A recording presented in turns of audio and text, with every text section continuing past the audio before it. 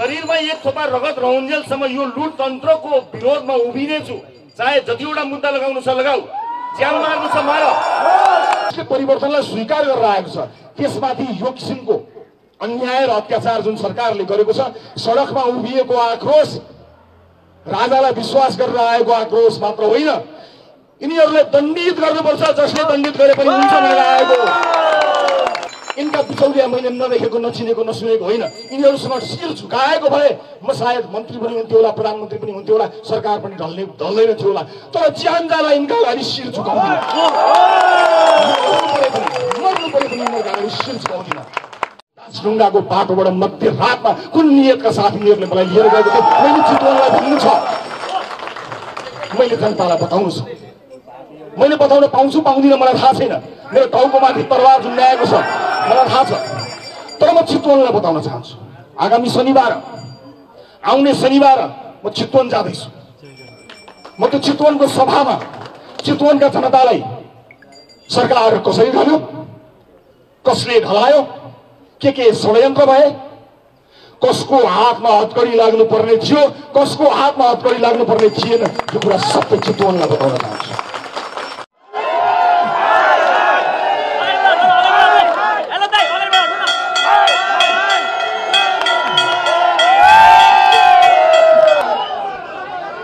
षड्यन्त्रको यो सिलसिला, सरकारको षड्यन्त्रको यो सिलसिला सकिएको छैन। तर मैले कुनै दिन पनि हार मानेको थिइनँ, छैन, हार मान्नेवाला पनि छैन। म जुनसुकै परिस्थिति सामना गर्नको निमित्त यो राजनीतिको मैदानमा आएको मान्छे हो। जुनसुकै आक्षेप लागोस्, जुनसुकै तराजुमा बसेर आफूलाई तौलन म तयार भएर बसेको मान्छे। यतिखेर म माथि देशका विभिन्न जिल्लाहरूमा मुद्दामाथि मुद्दा लगाइएको छ। सरकारले आफूले गर्न सक्ने जति, हुन सक्ने जति जोड बल लगाएको छ। के भयो के भएन मैले भन्नु पर्दैन।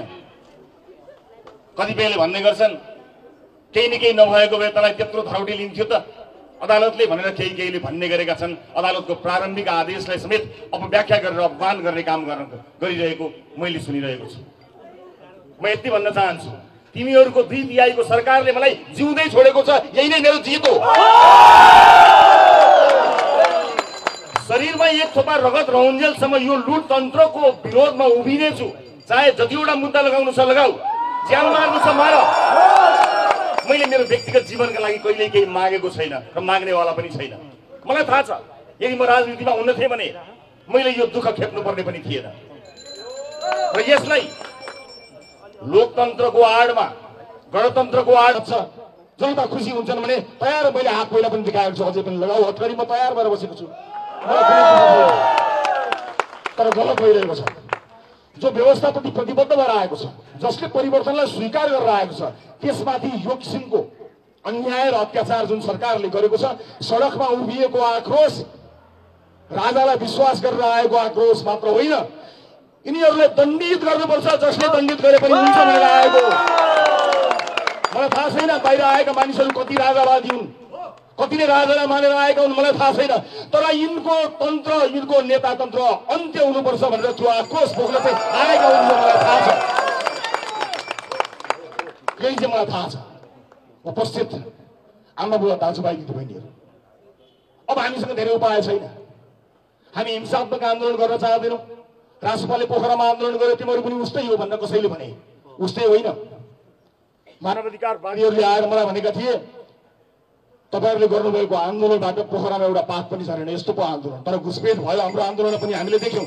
जुन दिन अदालतमा मुद्दा बुझायो, हाम्रो पार्टीले विज्ञप्ति निकालेर भन्यो अब कुनै पनि आन्दोलन नगर्नु होला, किनकि सरकारको हातबाट अब अदालतमा गएको छ, हामीले अदालतलाई सम्मान गर्छौँ भनेर भनेका हौँ। तर यिनलाई त्यो पनि रुचेन। के रुच्छ यिनीहरूलाई? व्यवस्थाको पक्षमा बसेर निर्वाचनका माध्यमबाट 21 जना सांसदहरू लिएर आउँदा यिनीहरूलाई रुचेको छैन, पचेको छैन। मैले धेरै कुरा भन्नु छ, तर म चितवनका जनतालाई, चितवनका जनता मार्फत केही कुरा भन्न चाहन्छु। मलाई आज यति मात्र बोल्ने अनुमति दिनु होला। मैले चितवनलाई बताउनु छ, चितवनले मेरो लागि 2 पटक असुर ग्यास लाठी खाएको छ, टाउको फुटाएको छ, रगत बगाएको छ। मेरो लागि, परिवर्तनका लागि चितवनले एउटा लहर ल्याएको छ। 21 जना सांसद विभिन्न ठाउँबाट जितेर ल्याए तापनि त्यो श्रेय चितवनलाई दिँदाखेरि कसैले चित्त नदुखाउनु होला, किनकि यो नीलो क्रान्तिको सुरुवात चितवनले गरेको हो। मैले मेरो प्यारो चितवनलाई गएर बताउनु पर्नेछ म माथि के भयो। 84 दिन यिनीहरूले मलाई के गरे, दासढुङ्गाको बाटोबाट मध्यरातमा कुन नियतका साथ यिनीहरूले मलाई लिएर गएको थियो, मैले चितवनलाई भन्नु छ, मैले जनतालाई बताउनु छ। मैले बताउन पाउँछु पाउँदिनँ मलाई थाहा छैन, मेरो टाउको माथि तरवार झुन्ड्याएको छ मलाई थाहा छ, तर म चितवनलाई बताउन चाहन्छु। आगामी शनिबार, आउने शनिबार म चितवन जाँदैछु। म त्यो चितवनको सभामा चितवनका जनतालाई सरकार कसरी ढल्यो, कसले ढलायो, के षड्यन्त्र भए, कसको हातमा हतकडी लाग्नुपर्ने थियो, कसको हातमा हतकडी लाग्नुपर्ने थिएन, यो कुरा सबै चितवनलाई बताउन चाहन्छु, इमानदारीपूर्वक बताउन चाहन्छु। उपस्थित दाजुभाइ दिदीबहिनीहरू, यसबीचमा तपाईँले गर्नुभएको सम्पूर्ण प्रयासका लागि म तपाईँलाई धेरै धेरै धन्यवाद दिन चाहन्छु। जुन माया, जुन विश्वासका साथ तपाईँ अडिग रहनुभयो, म ऋणी छु, धन्यवाद दिन चाहन्छु।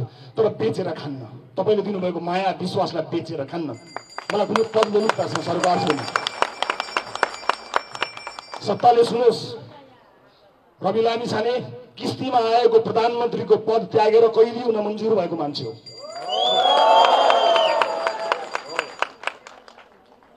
व्यक्ति जित्नु ठुलो कुरो होइन। मसँग त एउटा विश्व रेकर्डको सर्टिफिकेट पनि छ। प्रधानमन्त्रीको घरको सर्टिफिकेट भएर सिंहदरबारमा एउटा फोटो टाँसिन्थ्यो होला, त्यसले के फरक पर्छ? त्यसले फरक पर्दैन। फरक पर्नको लागि त तपाईँ हामीले जुन अभियान सुरु गरेका छौँ त्यसलाई टुङ्गोमा पुर्याएपछि मात्र फरक। यसपटक साथी हो, मैले ज्यानको माया मारेको छु, तपाईँले पदको लोभ गर्नुभयो भने तपाईँलाई र मलाई पाप लाग्छ। मैले ज्यानको माया मारेको छु, यिनका बिचौलिया मैले नदेखेको, नचिनेको, नसुनेको होइन। यिनीहरूसँग शिर झुकाएको भए म सायद मन्त्री पनि हुन्थ्यो होला, प्रधानमन्त्री पनि हुन्थ्यो होला, सरकार पनि ढल्दैन थियो होला, तर ज्यान जाला यिनका अगाडि शिर झुकाउँदिन, मर्नु परे पनि यिनीहरूका अगाडि शिर झुकाउँदिन। अब यिनले मलाई गर्न बाँकी भनेको गोली हान्ने हो, म तयार छु।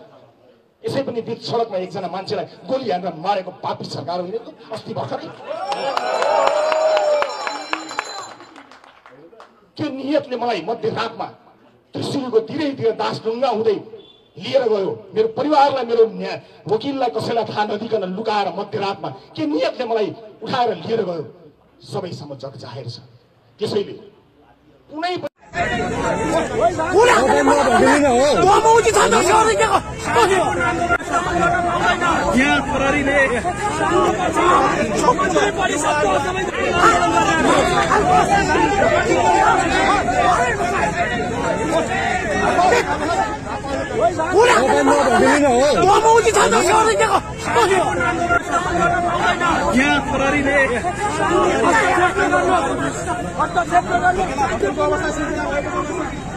संवैधानिक प्रक्रियाबाट लिएको निर्णय फिर्ता गर्नुपर्छ।